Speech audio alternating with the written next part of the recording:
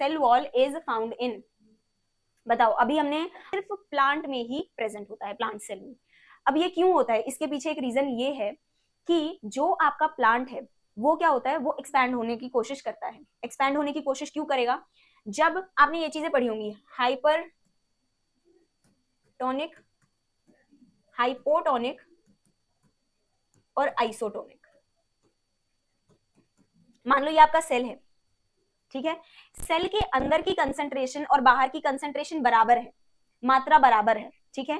तो यहां पर क्या होगा, कोई भी चीज अंदर बाहर नहीं आएगी। ये आपने पढ़ा होगा ना कि मान लो अगर कहीं पर ज्यादा प्रेशर है, कहीं पर कम प्रेशर है, कहीं पर ज्यादा कंसंट्रेशन है, कम कंसंट्रेशन है, तो ज्यादा वाली चीज कम की तरफ आने की कोशिश करेगी ताकि वहां पर भीड़ कम हो, है ना।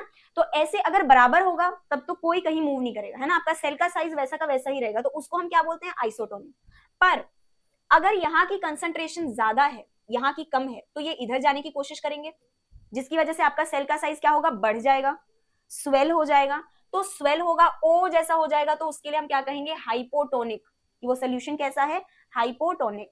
और अगर बाहर की कंसंट्रेशन कम है, अंदर की कंसंट्रेशन ज्यादा है, तो मूवमेंट इधर की होगी, है ना, जिसकी वजह से आपका सेल जो है वो श्रिंक हो जाएगा। यानी कि जब आप काफी देर तक कपड़े धोते हो या फिर नहाते हो, तो देखते हो ना आपकी जो उंगलियां हैं वो श्रिंक सी हो गई है, सिकुड़ जाती हैं।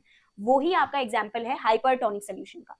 तो श्रिंक अगर हो रहा है तो हाइपरटोनिक, स्वेल हो रहा है, ओ जैसा हो रहा है, तो वो क्या है, हाइपोटोनिक, और सेम है तो आइसोटोनिक। अब यहाँ पर हमने क्या पढ़ा कि सिर्फ प्लांट सेल में आपका सेल वॉल होता है। क्यों होता है, क्योंकि ऐसा ना प्लांट में भी होने की कोशिश करता है, पर उसके सेल टूट ना जाए, इसको उसको रिजिडिटी प्रोवाइड करने के लिए, उसको टर्जिडिटी, सख्त आप कह सकते हो कि एक बहुत सख्त बाउंड्री बनाने के लिए कि वो ब्लास्ट ना हो जाए, फट ना जाए, इसके लिए आपके प्लांट में सेल वॉल प्रेजेंट होते हैं, ठीक है।